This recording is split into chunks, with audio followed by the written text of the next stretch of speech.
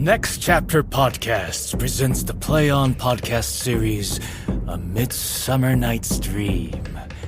Episode 1, Obscenely and Courageously.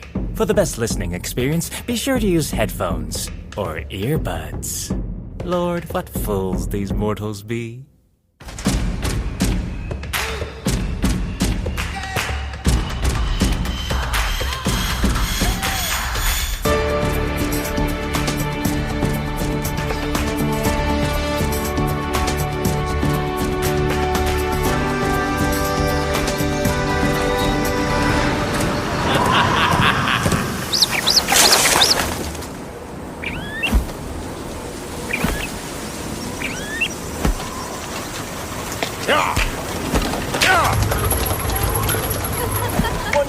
I can't wait for the wedding. Of course I've heard about the wedding. We've all heard about it.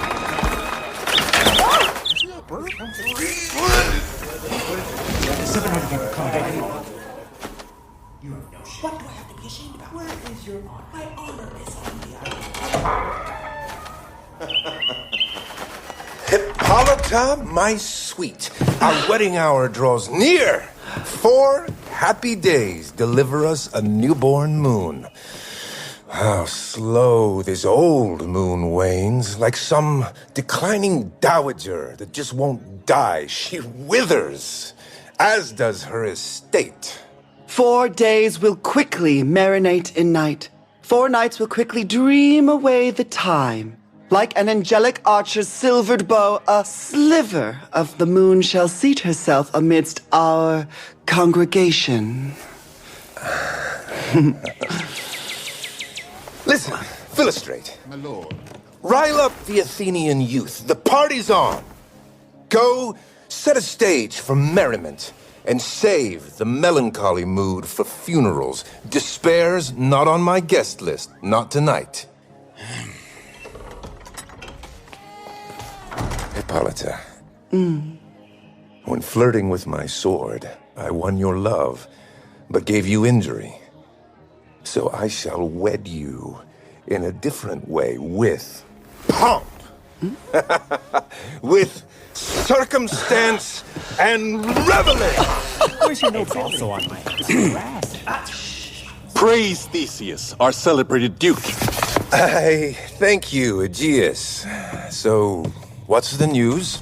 Most agitatedly, I'm filing suit against my child, my daughter, Hermia. My lord. Come here, Demetrius. My noble lord. This man has my consent to marry her. Come here, Lysander. My gracious duke. This man-witch cast a spell upon my child. You, Lysander, gave her poetry, and little gifts went to and fro as well. By moonlight at her window, you would sing deluded love songs in deluded voice and mesmerized my daughter. Furthermore, with bracelets of your hair and trinkets, toys and rings and candies, nicks and flowers, knacks, gifts most engaging to the gullible. With cunning, you purloined my daughter's heart, made her obedience, my godly right, into impertinence.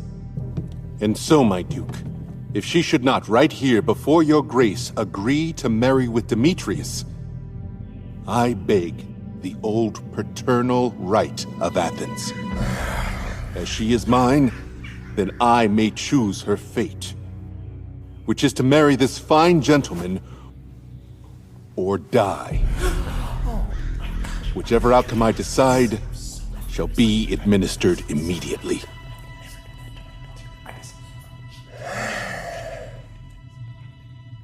What say you, Hermia? I offer this advice. Regard your father as a god who chose your attributes of beauty, and in his eyes, you're but a waxen form that he imprinted. So his right is to disfigure what he made, or marry it away. Demetrius is a worthy man. So is Lysander. Yes, all by himself. But if another wins your father's blessing, you should agree that he's the favorite. I wish my father looked out through my eyes. Then with your father's judgment, would you see? Excuse me, please, Your Grace. I don't know what got into me to make me act so bold, or how this might affect my reputation to speak my mind so clearly in your presence, but I must beg of you to tell me, please, the worst fate that could fall on me should I refuse a marriage with Demetrius. Your execution! Or surrendering forever the society of men. Consider, Hermia, your love. And think about how young you are, your family position. If, by abandoning your father's choice, you can endure a nunnish fashion sense, forever cloistered where the sun don't shine. To live a virgin till your life is through, while chanting to a moon that's as barren as you. How blessed are they who live by self-control, who make an epic trek of self-denial. But happier is the rose plucked for perfume than that which withers on the virgin thorn and grows and lives and dies untouched by men. So will I grow, so live, so die, my lord, before I give a petal to Demetrius. His ring upon my finger puts a leash round my neck, but nay, I shall not heal. Let's put a pin in this. Upon the new moon's birth, the day my love and I take vows to seal our love in fond companionship. Upon that day, either prepare to die for disobeying what your father says, or you may wed Demetrius as he'd like. Or on Diana's altar of the moon, you'll vow to live a spinster's life in worship. Surrender, my sweet Hermia, and Lysander, give up your challenge to my property. You have her father's love. If you let me have Hermia, a double wedding waits. Oh, yeah. Most rude Lysander! Yes, he has my love, and what is mine I give to him in love. And she is mine, in possession I give to my new son, Demetrius. We're equal in society, my lord. I'm just as wealthy, and I love her more. My prospects are the same or better yet than what is promised for Demetrius. And what means more than all my boasts is this. I am beloved of lovely Hermia. Why shouldn't I pursue my claim on her? Demetrius, I swear to you, was quite the flirt with Nader's daughter Helena. She fell so hard that now she worships him like he's a god. But all the prayer in all the world can't hide the fact that he's a player. I must confess that I have heard as much, and with Demetrius meant to hash it out. Preoccupation with my own affairs made me forget. Demetrius, come here. You too, Aegeus. You'll come along with me, for privately, I've schooling for you both. For you, fair Hermia, prepare yourself to act according to your father's will, or you'll be sentenced by Athenian law, which by no means can we negotiate, to death or to a vow of single life. Theseus. Come, my Hippolyta, what's good, my love?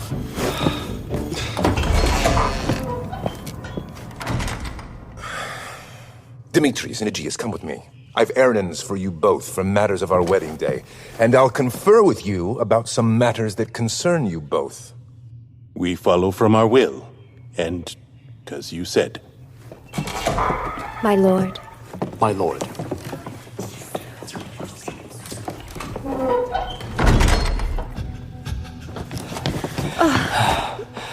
How now, my love? Why are your cheeks so pale? What makes their roses fade away so fast? They are in drought, no doubt, till I unleash a flash flood from the fountains of my eyes. Ay me. In nothing I could ever read, could ever learn from history or fiction, the course of true love never did run smooth. But either it came down to social standing, Oh dear, to love one lowlier than I. or facing a disparity in age, Oh spite, too old to be engaged to youth. or else one's elders chose one's paramour. Oh hell, to choose love by another's eyes. Or even if the match were perfect, war or death or sickness would demolish love and leave it momentary as a sound, as swift as a shadow, quick as any dream, as brief as lightning in the darkest night that viciously unfolds the sky and earth before a man has power to say, "Look out!" The jaws of darkness swallow love away. So bright young things become confused. So, if the course of love is always lost, it stands as law that fate has then decreed. In practice, we shall learn the art of patience, for all our troubles are to be expected as much of love as thoughts and dreams and sighs, wishes and tears that poor young dreamers follow. Indeed. And being so, then listen, Hermia. I have a widow aunt who's well-to-do except she lacks a child to spoil. Her house is 20 miles away from Athens, and she treats me as she would her only son. There, gentle Hermia, may I marry you. And the oppressions of Athenian law cannot pursue us. If you love me, then sneak from your father's house tomorrow night, and in that wood, a few miles out of town, if you recall the place where once we met with Helena to celebrate the May Day, you'll find me waiting there. Dear Lysander! Oh, I swear to you by Cupid's strongest bow, by his best arrow with the gold-tipped glow, and by the innocence of Venus doves, by that which knits up souls and fosters loves, and by that fire where royal Dido burned, on learning that Aeneas' love was spurned, by all the promises that men have broke, in number more than women ever spoke. In that same place that you direct me to, tomorrow truly I will meet with you! Oh, keep your promise. Hermia! Here comes Helena. Hermia! Hello, fair Helena. Oh. What brings you out? You call me fair? You better fair unsay. Demetrius loves your fair. Oh, yippee, fair. Your eyes shoot stars. Your lips exhaust fresh air as lovely as a lark sings in a shepherd's ear in springtime when the shrubs bud appear. You catch his eye like a contagion. Though your sickness I would catch before I go. My ears should catch your voice. My eye, your eye. My tongue should catch your tongue's sweet lullaby. Could I but make Demetrius love my own, I'd cast myself away to be your clone. Oh, teach me your seductions. Show what art you ply to mesmerize Demetrius' heart. I frown upon him, yet he loves me still. That your frowns could teach my smiles such skill. I give him curses, yet he gives me love. I give him prayers, he gives me a shove. The more I hate, the more he follows me. The more I love, the more he hates on me. Oh, his foolishness is not a fault of mine. To him you're heaven. I'm a porcupine. Hey! Take comfort. He'll no longer see my face. Soon, with Lysander, I shall flee this place. Before I saw him, then my eyes could see all Athens was a paradise to me. Oh, then what beauty in my love may dwell. Demetrius made heaven into hell. We have a secret, Hermia and I. Tomorrow, as the moon sees from the sky herself reflected in the watery glass, bedecking pearls on all the blades of grass, a time that lovers on the run do flee, will sneak past Athens' gates and then run free.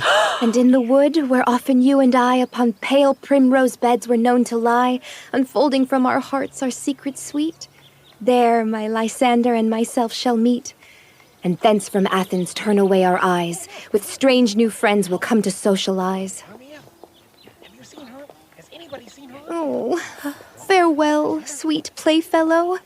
Please pray for us, and we'll wish luck to your Demetrius. Mwah, mwah. Keep word, Lysander.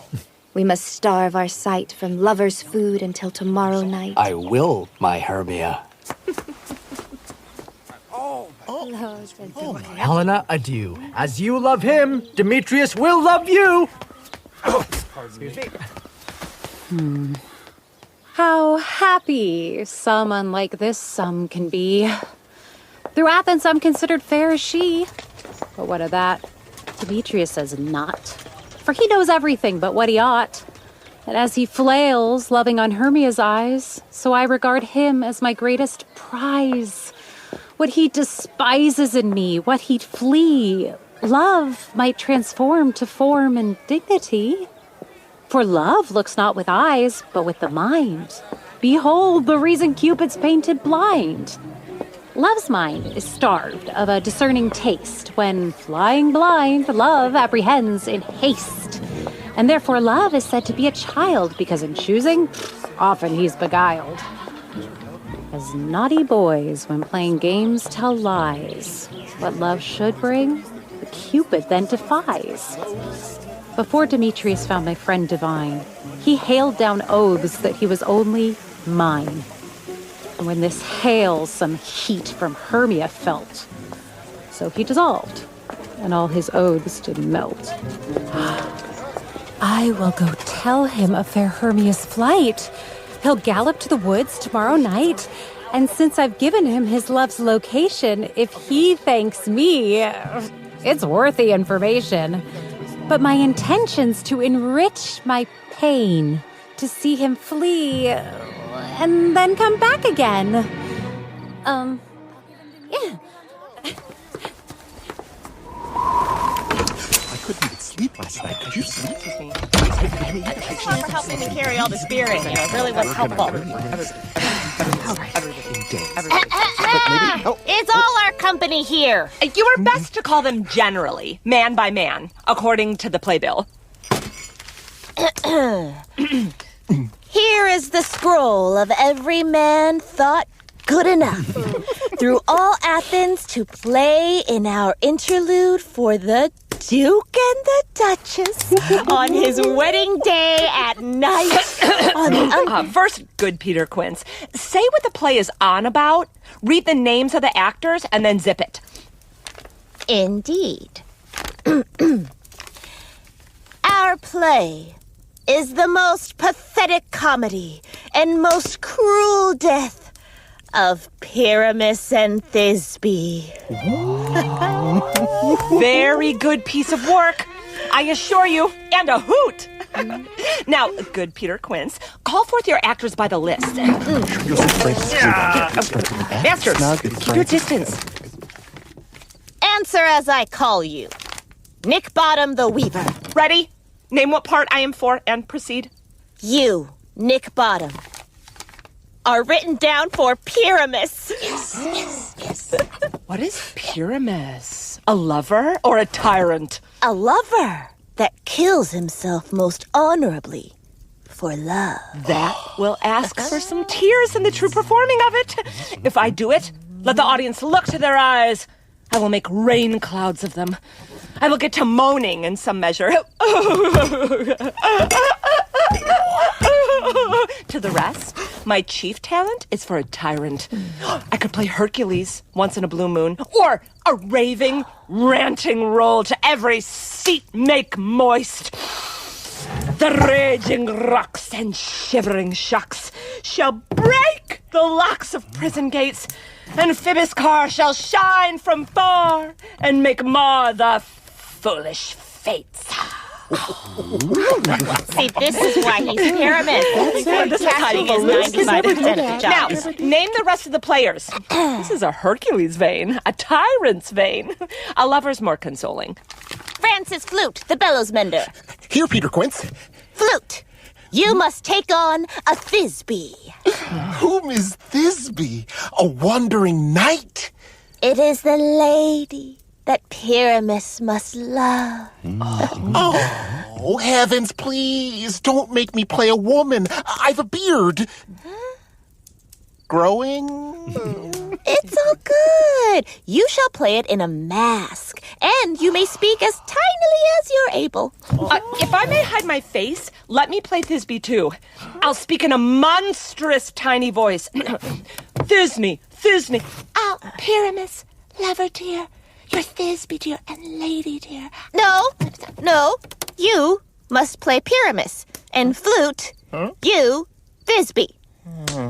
Well, proceed. Robin Starveling, the tailor. Robin Starveling, you must play Thisbe's mother. Tom Snout, the tinker.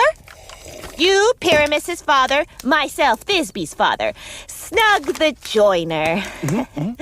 You, the lion's part. And I hope here is a play put together Have you the lines part written? I beg of you, if it is, give it to me now, for I am slow of study. You may improvise. It's only roaring. Let me play the lion too. I will roar to exercise the hearts of all who hear me. I will roar that I will make the Duke say, encore! Let him roar again, let him roar again. And you should do it too frighteningly. You would alarm the Duchess and the ladies so that they would shriek, and then we'll all swing by the neck. This is dangerous. I grant you, friends. If you should fright the ladies out of their wits to such a degree, they'd have no choice but to hang us. But I will aggravate my voice and roar you as gently as any suckling dove. I will roar you like a nightingale. You can play no part but Pyramus.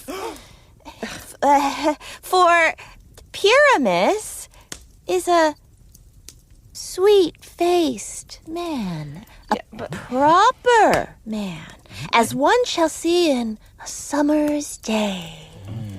A most lovely, gentleman-like man.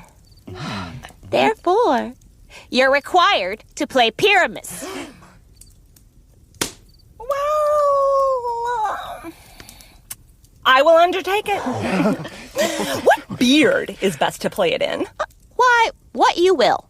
Oh, I will discharge it in either your straw-colored beard, your orange tawny beard, your purple flecked beard, or your beard that's the color of the French crown, your perfect yellow. Absolutely. Some of your French crowns are bald, what with the syphilis going round, and then you will play bareface.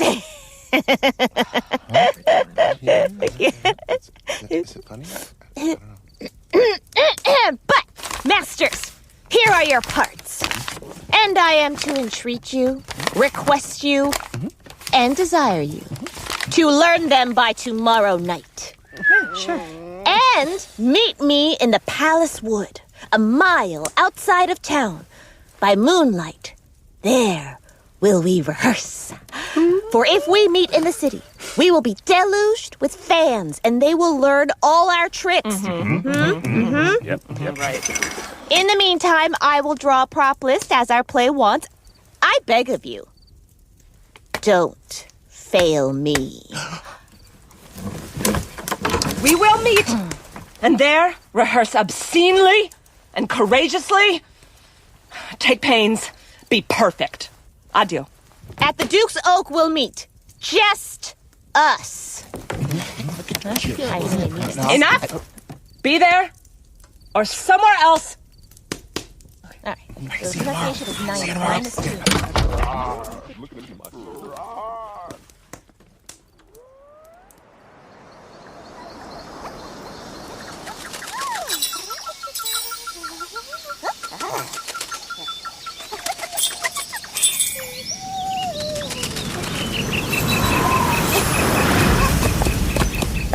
How now, spirit?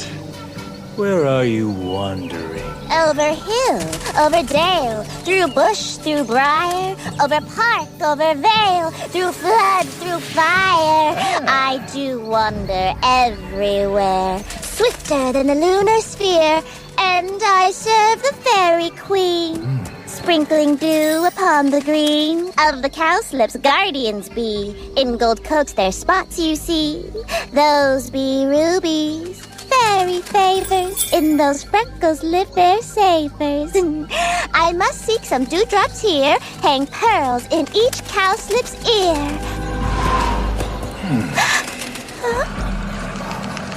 Some old spirit, I'll be gone.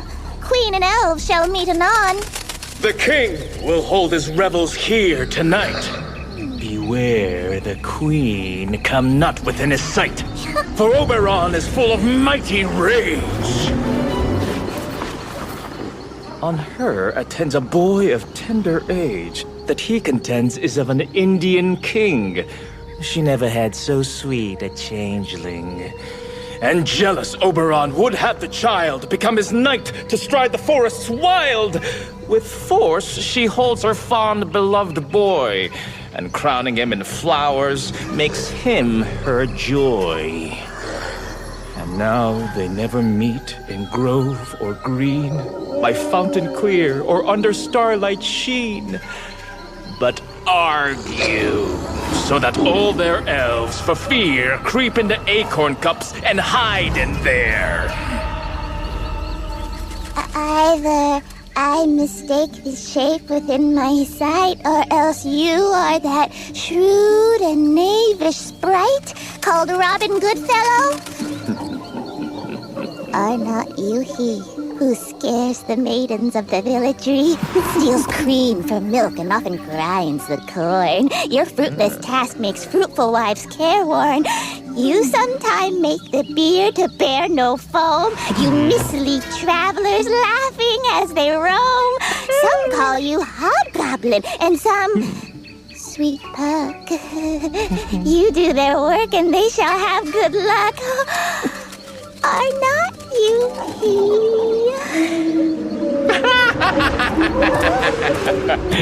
Aye, what you speak be right. I am that merry wanderer of the night. I jest to Oberon and make him smile. I'll feed a horse some beans, then in a while they'll start to like they're a newborn foal. Or I might linger in a gossip's bowl, and so disguised as a roasted crab, that when she drinks, against her lips I stab, and on her wrinkled neck down pours the ale.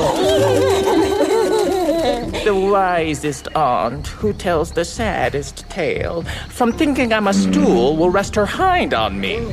I slip under her bum, down topples she, crying, "Tailor!" falling then into a cough.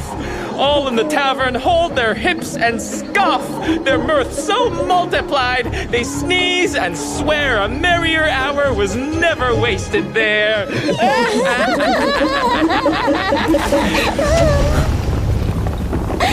Fairy, flee, for here comes Oberon. And here my mistress. I wish that he were gone.